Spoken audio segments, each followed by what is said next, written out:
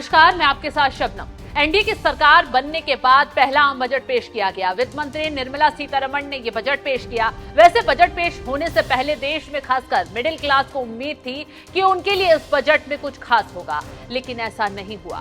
Budget पेश होने के बाद अब मिडिल क्लास खुद को ठगा महसूस कर रहा है। हाँ, इस बजट में इतना जरूर हुआ है कि 2 राज्यों को खुश करने की कोशिश की गई है। केंद्र ने उन पर दिल खोलकर पैसे लुटाए हैं और ऐसा उन्होंने कोई खुशी से नहीं किया, बल्कि ये राजनीतिक मजबूरी है।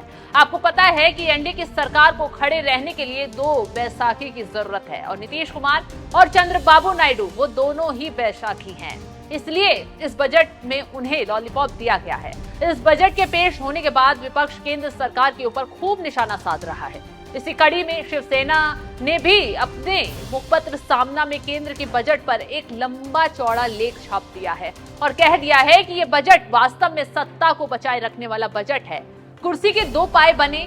2 राज्यों बिहार और आंध्र प्रदेश को बजट में से बड़ी खैरात बांटी गई। शिवसेना ने तंज मारते हुए पूछा कि क्या दूसरे राज्यों ने केंद्र की भैंस चुराई है। सामना में शिवसेना ने लिखा, जिस तरह सपने देखने में पैसे नहीं लगते, उसी तरह सपने दिखाने में भी पैसे नहीं लगते। इसलिए मोदी शासन का एक ही मूल मंत्र है कि देशवासियों को सिर्फ सपनों में गाफिल कर सत्ता का रथ हाँकना। 2014 से 2024 तक मोदी सरकार ने हर बजट में जनता को ऐसे ही सपनों में डुबोए रखा। शिवसेना ने आगे कहा कि हकीकत में ये बजट केवल प्रधानमंत्री मोदी की कुर्सी बचाने के लिए पेश किया गया है। जिस तरह से केंद्र सरकार के खजाने से आंध्र और बिहार दोनों राज्यों पर बरसात की गई है, उसे देखते हुए इस बजट से साफ नजर आता है कि प्रधानमंत्री मोदी की गद्दी स्थिर बनाए रखने के लिए सरकार को कितनी मशक्कत करनी पड़ी है।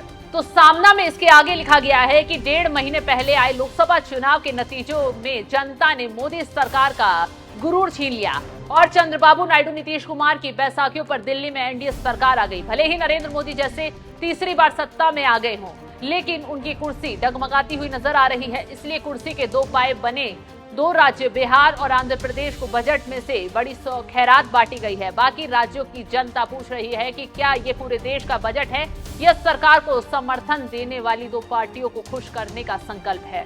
तो इसके अलावा शिवसेना के फायर ब्रांड नेता संजय राउत ने भी केंद्र सरकार पर जमकर निशाना साधा है। उन्होंने कहा है कि ये सिर्फ टिकाऊ बजट है, सबको मालूम है, ये सिर्फ मैं नहीं बोल रहा हूं। लोकसभा चुनाव के जो नतीजे आए हैं, ये लोकसभा चुनाव के नतीजे से पीड़ित बजट है। एक जमाने में गुजरात के व्यापारी ईस्ट इंडिया कंपनी को अपना व्यापार बचाने के लिए बहुत बड़ी फिरौती रकम देते थे। मुझे लगता है वही व्यापारी मंडल ने देश की तिजोरी से बिहार के नीतीश कुमार और आंध्र प्रदेश के चंद्रबाबू नायडू, ये दोनों को अपनी सत्ता बचाने के लिए फिरौती दी है। अब ईस्ट इंडिया कंपनी की जगह ये गुजरात का व्यापार मंडल आया है। मैं उसे बजट नहीं मानता हूं। तो इस तरह से इस बजट के पेश होने के बाद से विपक्ष ये भी कह रहा है कि सिर्फ नीतीश कुमार और चंद्रबाबू नायडू के लिए बजट है ताकि सरकार बची रहे। आपको बता दें कि बिहार को 41,000 करोड़ रुपए की मदद दी गई है। वहीं आंध्र प्रदेश पर भी हजारों करोड़ रुपए लुटाए गए हैं। आंध्र की नई राजधानी अमरावती के निर्माण के लिए एक वित्तीय वर्ष में 15,000 करोड़ रुपए तक की पेशकश कर दी गई है और भविष्य में हर साल इसी तर्ज पर आंध्र प्रदेश को हजारों करोड़ की अतिरिक्त निधि देने का वित्त मंत्री ने ऐलान किया है। हालांकि आपको ये भी बता देते हैं कि बिहार और आंध्र प्रदेश पर पैसे लुटाने की एक वजह तो इनको खुश करने की है ताकि केंद्र में सरकार बनी रहे। इसके अलावा नीतीश कुमार और चंद्रबाबू नायडू को ये लॉलीपॉप इसलिए भी दिया गया है ताकि विशेष राज्य की दर्जे की मांग पर भी ये अपना मुंह बंद रखें। खैर, ये जो बजट पेश किया गया है, इस बजट को आप कैसे देखते हैं? इस पर बजट को लेकर शिवसेना ने अपने मुखपत्र में जो भी लिखा है और शिवसेना के नेता संजय राउत ने जो भी कहा है, वो कितना सही है, हमें कमेंट बॉक्स में जरूर अपनी राय बताएं।